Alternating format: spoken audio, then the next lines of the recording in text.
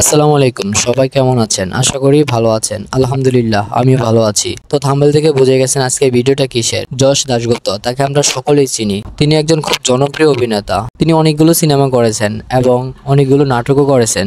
তো আজকে ভিডিওটা মূলত তিনি মোট কয়টি সিনেমা করেছেন এবং মোট কয়টি নাটক করেছেন তা নিয়ে। তো প্রথমে শুরু করলাম, তিনি মোট কয়টি সিনেমা করেছেন। তিনি মোট সিনেমা করেছেন 14টি, যেমন 1 পাগলা প্রেমী,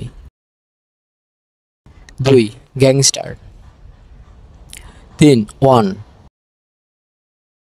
4 টোটাল দাদাগিরি, 5 রাজা রানী রাজি, 6 ফিদা, 7 মন জানে না, 8 সস কলকাতা, 9 চিনে বাদাম, 10 তোকে ছাড়া বাঁচব না, 11 জারিয়ান 2, 12 সেন্টিমেন্টাল, 13 আরি, 14 ও মন ভ্রমণ।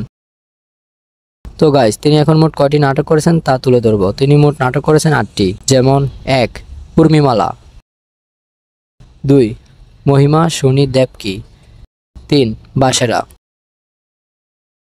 4 বন্দিনী, 5 कोई आने कोई हाय, 6 না আনা ইজ দেশ লাদো, 7 আদালত,